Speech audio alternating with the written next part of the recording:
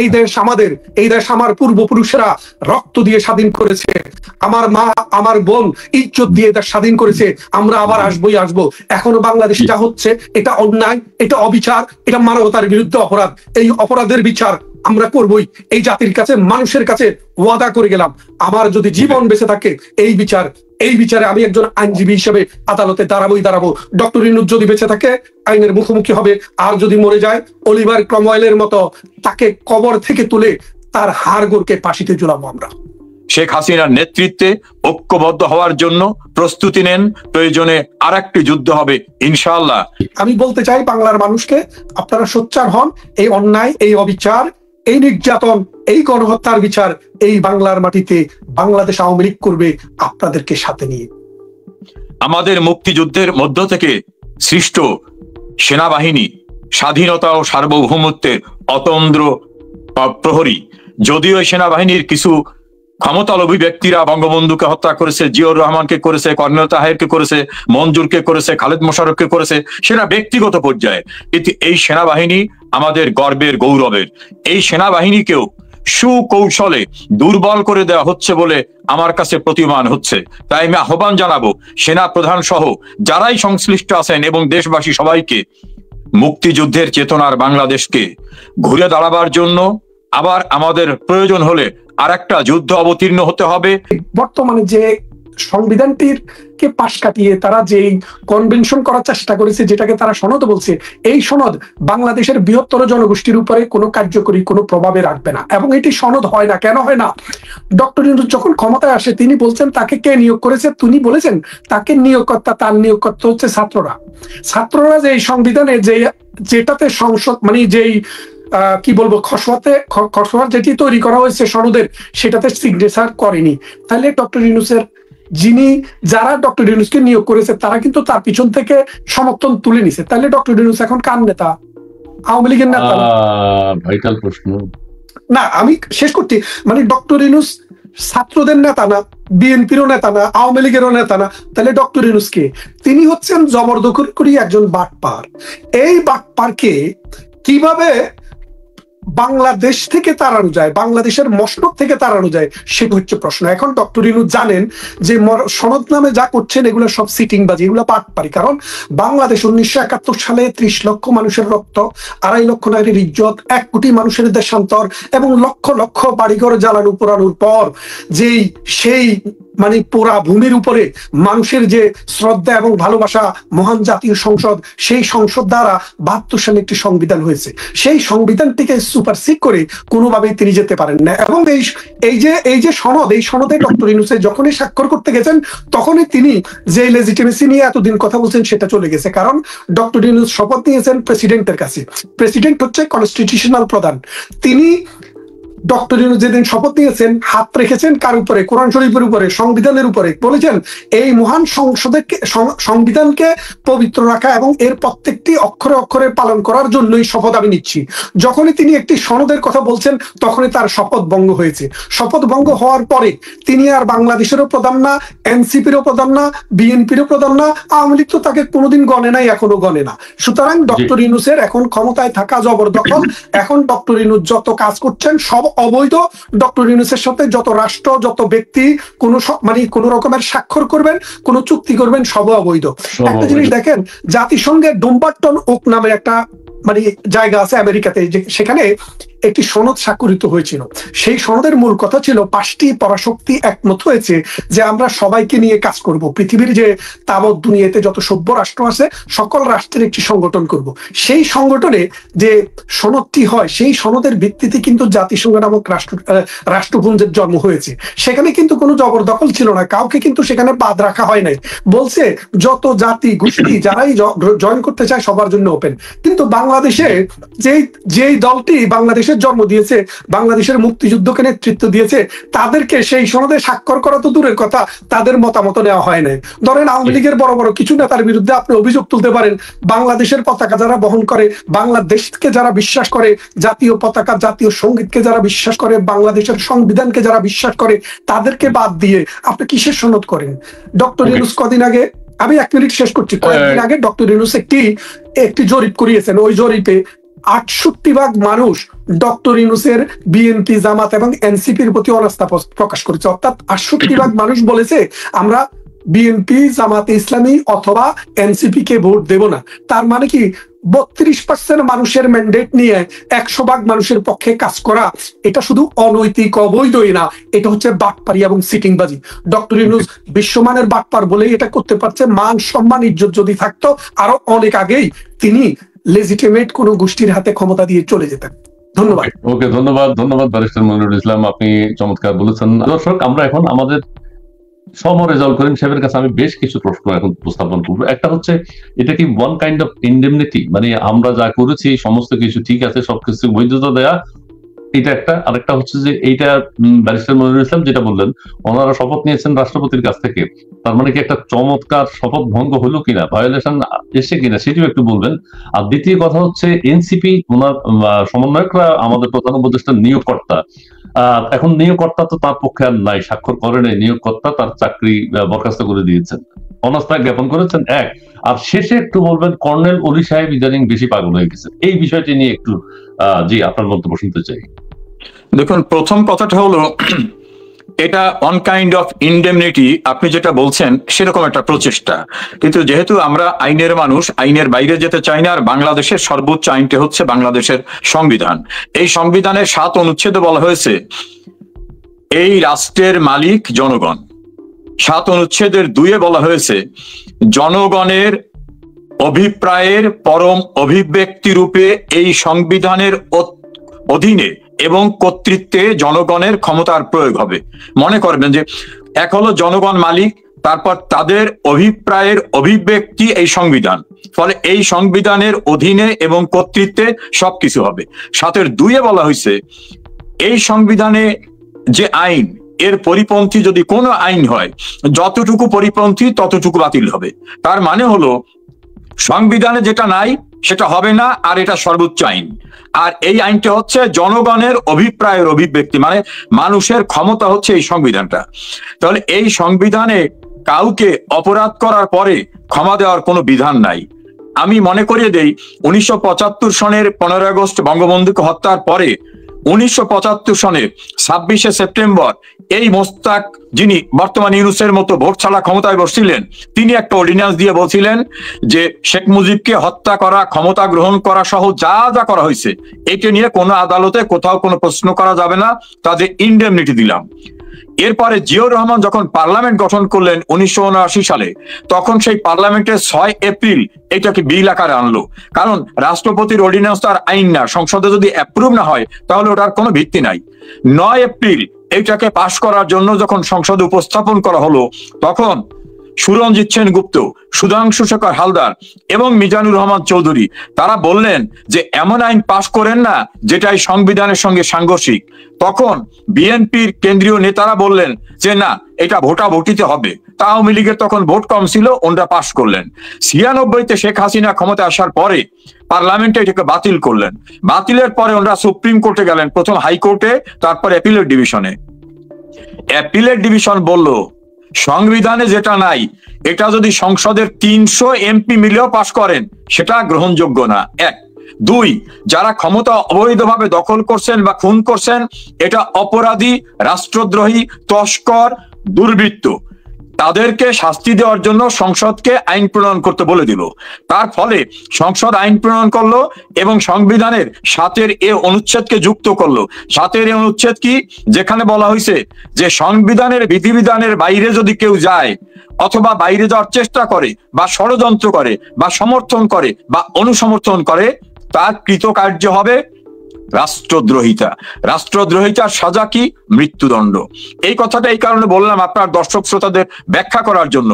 তাহলে মোস্তাকও কিন্তু, মোস্তাক এবং জিয়া মিলে বঙ্গবন্ধুর খুনিদের সাজা মওকুফ এবং তারা ক্ষমতা দখল করা যে আইনটা করছিল 5ম সংশোধনী নামে, সেটা বাতিল হয়ে গেল। এরশাদ সাহেব ক্ষমতা দখল করে 7ম সংশোধনী নামে এইরকম আরেকটি কাজ করছিল, সেটাকেও সুপ্রিম কোর্ট রায় দিয়ে বলল ওটাও বাতিল এবং তাদের কৃতকর্মকে বাতিল করে দিল। সেটা মনে করে দিলাম এই কারণে, এই সরকার এসে প্রথমে একটা নোটিশ দিয়ে ইন্ডেমনিটি দিয়েছে, আবার এই গতকাল জুলাই সনদের নামে আবার একটি সমঝোতা পত্র করছে। আইন হচ্ছে যত বেআইনি কার্যকে আপনি মাফ করতে চান, মাফ করার কোনো বিধান নাই। ফলে যে ইনডেমনিটির কথা বলছেন, এই ইনডেমনিটি দেওয়ার কোনো সুযোগ নাই। আজ হোক কাল হোক এর একদিন বিচার হবে। এটা হলো ইনডেমনিটি প্রসঙ্গটা নিয়ে। দ্বিতীয় প্রসঙ্গটা হচ্ছে যে আমি প্রথমে যেটা বলছি, তাদের কোনো লফুল অথরিটি ছিল না। ব্যারিস্টার মনিরুল ইসলাম মঞ্জু সাহেব বলছেন যে ইন্টারন্যাশনাল একটা কনভেনশনাল ট্রিটির কথা বলছেন। তাদের কিন্তু আইনের দ্বারা একটা অর্গানাইজেশন করে দেওয়া হয়েছিল যে তোমরা জাতিসংঘ ইত্যাদি ইত্যাদি। আর এই যে যারা আছে এরা কিন্তু আইনের দ্বারা কেউ কিছু না। আমাদের সংবিধানে কিন্তু অন্তর্বর্তীকালীন সরকার বা তত্ত্বাবধায়ক সরকার নামে কোনো সরকারের অস্তিত্ব নাই। এখন খন্দকার ইসমাইল বলতে পারেন কেন রাষ্ট্রপতি তো সুপ্রিম কোর্টের পারমিশন নিয়ে রেখেছে। এই জায়গায় শুভঙ্করের ফাঁকি। রাষ্ট্রপতি সুপ্রিম কোর্টের পরামর্শ চেয়েছিলেন, সুপ্রিম কোর্ট বলছে শূন্য অবস্থায় জরুরি কার্য নির্বাহ করার জন্য আপনি প্রধান উপদেষ্টা এবং উপদেষ্টা নিয়োগ করতে পারেন, শপথ পড়াতে পারেন। একবারও সুপ্রিম কোর্ট বলে নাই যে আপনি অন্তর্বর্তীকালীন সরকার নিয়োগ করতে পারেন। এখন ওই প্রধান উপদেষ্টা এবং উপদেষ্টাদের আমি যদি লফুল্লি ধরে নিই তাহলে তারা রাষ্ট্রপতির উপদেষ্টা। সরকার নামে কোনো অস্তিত্ব সংবিধানে নাই। সেই কারণে এরা অন্তর্বর্তীকালীন সরকার দাবি করারও কোনো লিগ্যাল অথরিটি তাদের নাই। সে কারণে তারা যেখানে যা সই স্বাক্ষর করুক না কেন, এটা মহামান্য রাষ্ট্রপতির অধীনস্থ উপদেষ্টা হিসাবে। আপনি একটা জিনিস মনে করে দেখবেন, নিউজের সম্পাদক নুরুল কবির ডক্টর ইউনূসের ইন্টারভিউ নিয়ে বলছিলেন যে নানা আলোচনা তো হচ্ছে, মানে তার আগেই কিন্তু আমি এপ্রিলে এইটার উপরে একটা আলোচনা করেছিলাম, আপনার সঙ্গে করেছিলাম, ফজলুল বারী নবনীতার সঙ্গে। বলছে আপনি কার উপদেষ্টা? এই ইউনূস কিন্তু বলছে যে আমি যে কার উপদেষ্টা এটা তো আমিও ভেবে দেখিনি। কারণ তত্ত্বাবধায়ক সরকার থাকলে সেই সরকারের উপদেষ্টা হয়, অন্তর্বর্তীকালীন সরকার থাকলে অন্তর্বর্তীকালীন সরকারের উপদেষ্টা হয়। তো যেখানে সরকারই নাই, উনি কার উপদেষ্টা এটা উনি নিজেও জানেন না। ফলে এই যে স্ট্রাকচারটা, তারা যাই কিছু করুক না কেন তাদের কোনো লফুল অথরিটি নাই, এবং তারা যেটাই করে যাবেন না কেন সেটার আইনগত কোনো ভিত্তি হিসাবে কখনো রচিত হবে না।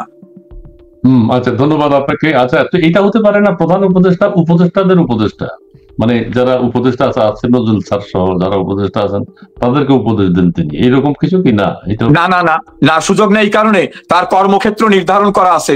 পোস্টটির নাম হচ্ছে প্রধান উপদেষ্টা। উনি কাকে উপদেশ দেবেন এইটা আমাদের তো রুলস অফ বিজনেস আছে, মন্ত্রণালয় পরিচালনার নিয়ম আছে, ক্যাবিনেট ডিভিশনের নিয়ম আছে, রাষ্ট্রীয় প্রিন্সিপাল আছে।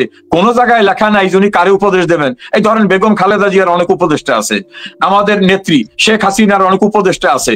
এই উপদেষ্টা উপদেশ নিজে নিজে দিতে পারবেন, কিন্তু তার উপদেশ ওই যে ব্যারিস্টার মঞ্জু বলছেন, তার উপদেশের কোনো ম্যান্ডেটরি কোনো অ্যাকসেপ্টেবিলিটি কিছু নাই। আর তিনি যে উপদেশ দেবেন, ধরেন গাছের গোড়াই যদি কেটে যায় তোর উপর কিছুই না, তারই তো কোনো লফুল ভিত্তি নাই। আচ্ছা, ওকে, অনেক ধন্যবাদ ব্যারিস্টার মনিরুল ইসলাম। আপনার কাছে এখন যে বিষয়টি উত্থাপন করবো সেটা হচ্ছে 1400 বার ফাঁসি নিয়ে আন্তর্জাতিক অপরাধ ট্রাইব্যুনাল। আমরা জুলাই সনদ নিয়ে আর কথা বলতে চাই না, এটা আপনারা বলেছেন অবৈধ, এটার কোনো ভিত্তি নেই। আন্তর্জাতিক অপরাধ ট্রাইব্যুনালের আমাদের চিফ প্রসিকিউটর তিনি অনেক নতুন নতুন কথা বলেন, উদ্ভাবনী শক্তি আছে। গুলি করার পর মাথায় চুল থাকার কারণে কি মাথায় চুল আগুন জ্বলে গেছে কি যেন কি এটা বলেছেন, সবাই ভাইরাল করতেছে। এছাড়া 1400 বার ফাঁসির বিষয়ে একজন চিফ প্রসিকিউটর থেকে বলতে পারেন কিনা, সিদ্ধান্ত জানাতে পারেন কিনা, আপনার আইনের দৃষ্টিতে আপনি একটু এই বিষয়টির ব্যাখ্যা করেন। আমি পরবর্তীতে অন্য বিষয়ে আসবো। জি, ধন্যবাদ আপনাকে, ধন্যবাদ জানাচ্ছি যারা শুনছেন। একটা কথা আপনাকে বলি, প্রথম যে কথাটা, একটা বিচার যে হবে এই বিচারের জন্য একটা সুনির্দিষ্ট আইন লাগবে। আইনের ভিত্তিতে মানে রুল অফ ল হচ্ছে, আমরা যে সভ্য মানুষ, পৃথিবীতে যে সভ্য দেশ, সভ্যতার what is the basis of civilisation? সিভিলাইজেশনের ভিত্তি হচ্ছে রুল অফ ল, অর্থাৎ সুনির্দিষ্ট আইনের ভিত্তিতে আপনি হত্যার বিচার করেন, আপনি মৃত্যু মানে চুরির বিচার করেন, ডাকাতির বিচার করেন, অথবা সিভিল বিচার করেন, সবকিছুর বিচারের ভিত্তিটা হচ্ছে রুল অফ ল, অর্থাৎ একটা রুল থাকবে, সেই রুলে বিচার করবেন। দেখেন 1971 সালের 26শে মার্চ থেকে 16ই ডিসেম্বর পর্যন্ত রাষ্ট্রে যখন সরকার ছিল না, রাষ্ট্রের সরকার ছিল তখন বনবাসে। কোথায়? ইন্ডিয়াতে। যার কারণে আমাদের রাষ্ট্রের একটা রাষ্ট্রের 4টা উপাদান থাকে। একটি হলো জনগোষ্ঠী, একটি হলো একটা নির্দিষ্ট ভূখণ্ড, একটি হচ্ছে সরকার, আরেকটা হলো সার্বভৌমত্ব। তা আমাদের 3টি উপাদান ছিল, কিন্তু সার্বভৌমত্ব নামে যে উপাদান, সেই উপাদানটি ছিল না, যার কারণে সেই সময় আমাদের এই রাষ্ট্রটি ফাংশনিং ছিল না। এই কারণে 1971 সালে 26শে মার্চকে আমাদের স্বাধীনতা দিবস ধরা হয়, আর 16ই ডিসেম্বরকে আমাদের বিজয় দিবস ধরা হয়। 16ই ডিসেম্বরে বিজয় হওয়ার পর থেকে আমাদের গভর্নমেন্ট অ্যাক্টিভ হয়েছে। তার মানে হচ্ছে 1971 সালে 26শে মার্চ থেকে 16ই ডিসেম্বর পর্যন্ত সময়ের ভিতরে এই রাষ্ট্রের ভিতরে যে অডাসিটি হয়েছে, সেই সময় অ্যাক্টিভ কোনো গভর্নমেন্ট না থাকার কারণে আমরা বিচার করতে পারিনি। সেই সকল ক্রিমিনাল অফেন্সের, বিশেষ করে যুদ্ধকালীন সময়ে গণহারে যেসব অপরাধ হয়েছে, সেই অপরাধগুলো বিচার করার জন্যই বাংলাদেশে 73 সালে একটি আইন করা হয়, যে আইনটিকে বলা হয়েছে যে আন্তর্জাতিক অপরাধের বিচার। মানে আন্তর্জাতিক অপরাধের বিচার বলতে কি বোঝানো হয়েছে? 4টা বিচারকে, 4টা বিষয়কে, যুদ্ধ অপরাধ, গণহত্যা, মানবতা বিরোধী অপরাধ এবং আরেকটি হচ্ছে অ্যাগ্রেশন। অর্থাৎ একটা রাষ্ট্র যদি আরেকটা রাষ্ট্রকে দখল করে, কেউ যদি গণহত্যা করে, কেউ যদি মানবতা বিরোধী অপরাধ করে, অথবা যুদ্ধ অপরাধ, যেমন মনে করেন মানুষকে ধর্মান্তরিত করে ফেললো, গ্রাম পুড়িয়ে দিল, বাড়িঘর জ্বালিয়ে দিল, এগুলো হলো যুদ্ধ অপরাধ। এই অপরাধগুলোর জন্য 1973 সালে বাংলাদেশে একটি আইন করা হয়। এখন যে আইনটি করা হয়েছে 1971 সালের 26শে মার্চ থেকে 16ই ডিসেম্বর সময়ের বিচার করার জন্য, সেই বিচারটি আপনি করতেছেন 2024 সালের মানে জুলাই মাসের 16 তারিখ থেকে আগস্ট মাসের 8 তারিখ পর্যন্ত সময়ের জন্য। তাহলে আপনি খেয়াল করে দেখেন, মূলত এই আইনে এই বিচারে তো চলার কোনো সুযোগ নেই। আপনি যদি আমার কথাটা ধরেন না, আপনি 1971 সালের 73 সালে যখন পার্লামেন্ট বসে, ওই পার্লামেন্টে 16 কার্য দিবস এই বিষয়গুলো নিয়ে আলাপ আলোচনা হয়েছে। পার্লামেন্টারি হ্যান্ডসেট বলে, অর্থাৎ পার্লামেন্টে যেসব আলাপ আলোচনা হয়, এই আলাপ আলোচনাগুলোকে বলে হ্যান্ডসাট। আপনি চাইলে এখনো সেই হ্যান্ডসাট গুলা নিতে পারেন, আমার কাছেও কপি আছে। সেখানে কার বিচার হবে, কেন বিচার হবে, কি বিচার হবে, সেটা সুনির্দিষ্টভাবে আলাপ আলোচনা করা হয়েছে। যদিও পরবর্তীতে এটার কর্মক্ষেত্র এবং পরিধি বৃদ্ধি করা হয়েছে, কিন্তু মূল কথা হচ্ছে ওই বিচারটিতে শুধুমাত্র ওই আইনটিতে বিচার করা যাবে 1971 সালের 26শে মার্চ থেকে 16ই ডিসেম্বর পর্যন্ত, এই 9 মাসের বিচার।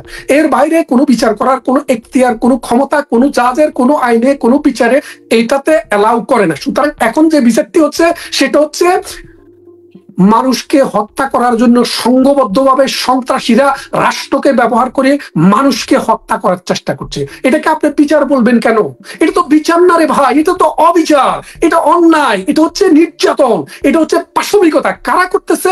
1971 সালে যারা আমার নারীকে দর্শন করেছে, আমার মাকে বোনকে দর্শন করেছে, আমার বাড়ি পুড়িয়েছে, আমার ঘর জ্বালিয়েছে, আমার দেশকে পাকিস্তানিদের হাতে গনিমতের মাল হিসেবে তুলে দিয়েছে, যাদের বিচার করার জন্য করেছে, সেই বিচার করার কারণে মুক্তিযুদ্ধ এবং তার সংশ্লিষ্ট যেই মানুষেরা এই রাজাকারদের, ঘাতকদের বিচার করেছে, সেই মুক্তিযোদ্ধা, সেই দেশপ্রেমিক মানুষের বিচার করার জন্যই এই অবৈধ আদালতটি গঠন করা হয়েছে। কারণ 1971 সালের 16ই ডিসেম্বর যেদিন শেষ, সেদিন থেকে এই অপরাধ আমলে নেওয়ার ক্ষমতা এই বিচারালয়ের শেষ। আপনাকে শুধু এটা নয়, আরো কয়েকটি উদাহরণ দেই। 1947 সালে যখন 45 সালে যখন যুদ্ধ শেষ হয়, মহাযুদ্ধ, দ্বিতীয় মহাযুদ্ধ, তারপরে কিন্তু 2টি ট্রায়াল হয়েছে, একটি নুরেনবার্গ ট্রায়াল, একটি টোকিও ট্রায়াল। এরপরে রুয়ান্ডার ট্রায়াল হয়েছে, এরপরে রাদাভান কারাজিস, তারপরে স্লোবোদান মিলোসেভিচ, পল পট সহ অনেকের বিচার হয়েছে, যুদ্ধ অপরাধীদের বিচার হয়েছে। আপনি কি দেখাইতে পারবেন পৃথিবীর কোথাও একটা রাষ্ট্রের ভিতরে সন্ত্রাসীরা যখন রাষ্ট্রীয় সম্পদ লুট করছে, মানুষকে হত্যা করছে, আগুন জ্বালাচ্ছে, এই সন্ত্রাসীকে লেজিটিমেট গভর্নমেন্ট যখন রাষ্ট্রীয় ফোর্স ব্যবহার করে যখন দমন করতে যায়, কেউ মারা গেছে, সেটার জন্য বিচার জাতিসংঘের অধীনে অথবা স্বতন্ত্রভাবে কোথাও বিচার হয়েছে? আপনি কি শুনেছেন? আপনি কি আমাকে একটি উদাহরণও দিতে পারবেন? পারবেন না। কারণ বিচার হতে হলে একটি আইন লাগে, সে আইনের একটা স্কোপ থাকে, কোনটা যুদ্ধ অপরাধ, কোনটা যুদ্ধ অপরাধ নয়, কোনটা মানবতা বিরোধী অপরাধ, কোনটা মানবতা বিরোধী অপরাধ নয়। যেমন মনে করেন প্রধানমন্ত্রী শেখ হাসিনা যখন রাষ্ট্র চালিয়েছে, ওই রাষ্ট্র চালাতে গিয়ে তিনি যদি কোনো অপরাধ করে থাকেন, তাইলে বাংলাদেশের কনস্টিটিউশনে কোনটা ভায়োলেশন অফ পাওয়ার, তার পাওয়ারের বাইরে তিনি কি করেছেন, সেটার বিচার কিন্তু সাধারণ আইনে হওয়ার ব্যবস্থা রয়েছে, এবং সে আইনে যদি বিচার করা হয়, সেটাকে ডিপেন্ড করার জন্য আমরা আছি। এবং একটা কথা বলে রাখি, রাষ্ট্র যদি কোনো বিশেষ পরিস্থিতিতে জনগণকে, অর্থাৎ যদি সন্ত্রাসীকে হত্যা না করে, সন্ত্রাসীকে যদি অ্যারেস্ট না করে, গ্রেপ্তার না করে, তাদের উপরে যদি অস্ত্র না চালায়, তাইলে রাষ্ট্র ফেল। যেমন মনে করেন আপনাকে দায়িত্ব দিছি কি জন্য? আপনাকে দায়িত্ব দেওয়া হয়েছে যে আপনি আমার এই ব্যাটালিয়ন সৈন্য আপনাকে দিয়েছি, এখানে যেন কোনো মানুষের জীবন নাশ না হয়, এখানে যেন কোনো রাস্তায় আগুন না হয়, এখানে যেন কোনো সেতু ভবনে আগুন না হয়, এখানে যেন আমার রেল ভবনে আগুন না হয়, আমার যেন মেট্রো রেলে আগুন না হয়, সেটাকে দমন করতে হবে। কে দমন করবে? রাষ্ট্র দমন করবে। কিভাবে দমন করবে? কেউ যদি 2-4 মানুষ এসে ইটা মারে, তাকে আপনি ইটা মেরে দৌড়াইয়া দিবেন। আর কেউ যদি সংঘবদ্ধ 6.72 বোরের রাইফেল নিয়ে গণহারে গুলি করে মানুষকে নির্বিচারে হত্যা করে, তাদেরকে হত্যা করা রাষ্ট্রের দায়িত্ব, রাষ্ট্রের কর্তব্য। সেই হত্যা যদি না করে তাহলে রাষ্ট্র অপরাধী হতো। তাহলে শেখ হাসিনা এবং তার যে জনবল, তার যে বাহিনী যেই কাণ্ড করেছে, যদি করে থাকে, সেটা তাদের লেজিটিমেট রেসপন্সিবিলিটির ভিতরে পড়ে। এখন যে অপরাধের বিচার নামে বাংলাদেশে যেটা হচ্ছে, এটা হচ্ছে আইনকে ধর্ষণ, মুক্তিযুদ্ধকে ধর্ষণ।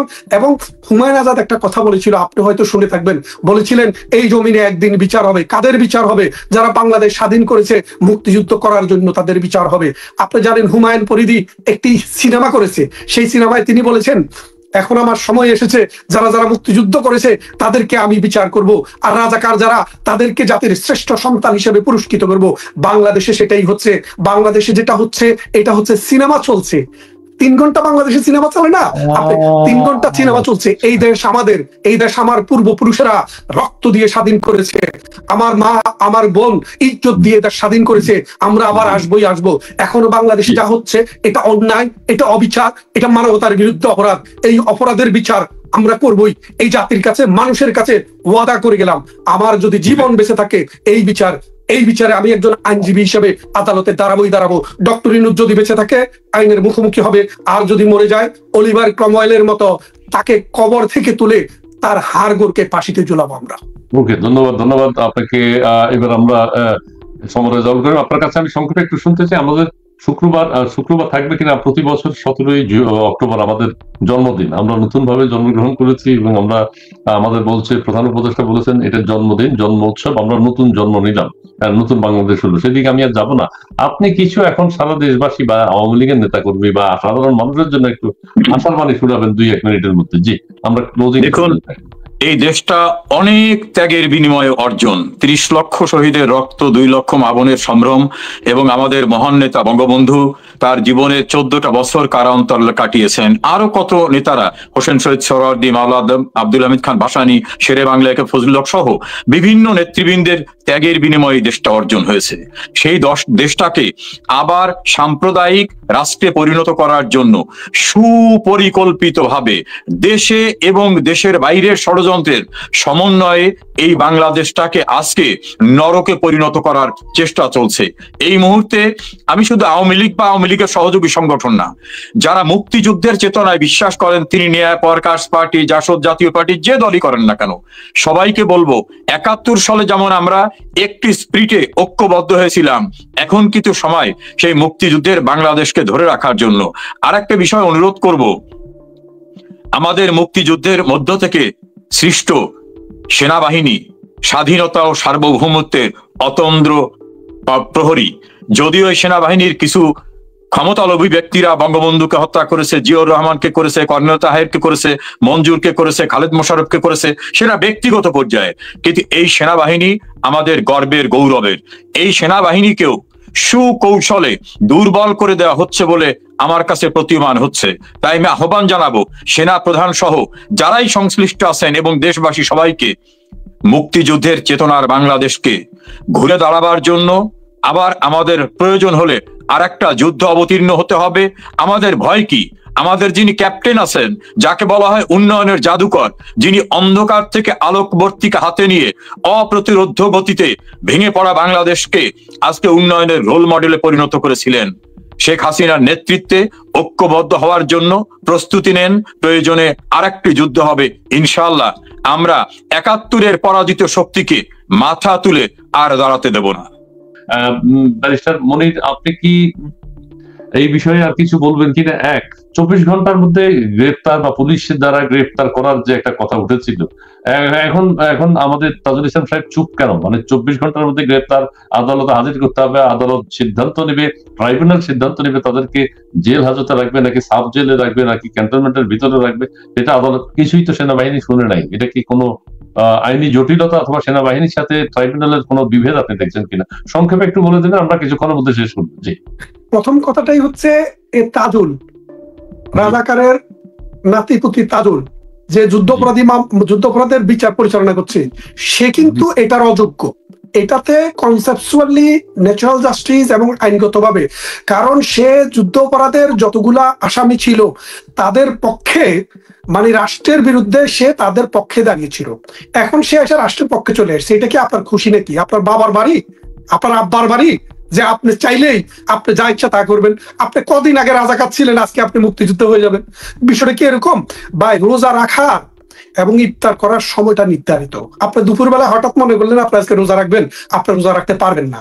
রোজা রাখতে হলে আপনাকে ভোর হওয়ার আগে আপনাকে নিয়ত করতে হবে। ইন্নামাল আমালু বিন্নিয়াত। মানুষের, মুসলমানের যে কোনো কর্মের আগে তার একটা নিয়ত লাগে। তার কর্মের ফলাফলটা নিয়তের উপরে ডিপেন্ড করে। আপনি যদি ভোর রাতে যদি নিয়ত না করেন, অথবা শোয়ার আগে যদি আগামীকাল রোজা রাখবেন এই চিন্তা না করেন, সারাদিন উপবাস থাকলেও সেটা রোজা হয় না। এরপরে আপনার ইফতার করার সময় আপনি দুপুরবেলা চাইলে ইফতার করে ফেলবেন, সেটা আর রোজা হয় না। বাংলাদেশ যে 1971 সালে স্বাধীন হয়েছে, সেই স্বাধীন দেশের সংবিধান তৈরি করেছে স্বাধীন দেশে যারা স্বাধীন করেছে তারা। এখন বাংলাদেশটি স্বাধীন হয় নাই, পরাধীন হয় নাই। আপনি আবার এখানে আপনি কিসের কি বলে যে সনদ করেন, কিসের আপনি সংবিধান করেন? সংবিধান 1973 সালে হয়েছে, ওই যখন রোজা ধরতে হয় তখন। আবার যদি কোনোদিন বাংলাদেশ পরাধীন হয়ে যায়, কোনো দেশ যদি, পাকিস্তান যদি আবার এসে, ভারত যদি আবার এসে, আমেরিকা যদি আবার এসে বাংলাদেশ পরাধীন করে বাংলাদেশকে যদি বিদেশের অংশ করে নেয়, আবার যদি আমার মহান দেশের মহান জাতি যদি আবার কোনো নেতা দিয়ে যুদ্ধ করে যদি দেশ স্বাধীন করে, আবার নতুন সংবিধান হবে। তা না হলে সংবিধান হোক আর আইন হোক, ওই 1971 সালে রোজা ধরার আগে আপনি যে নিয়ত করছিলেন সেটার উপরে ভিত্তি করেই কিন্তু রাষ্ট্র পরিচালনা হবে। এটা কিন্তু এমন সোজা কথা না। আপনাকে বলি, হ্যান্স ক্যালসন জ্ঞান নম। আচ্ছা, তাইলে আমি আর সেই তাত্ত্বিক আলোচনায় যাবো।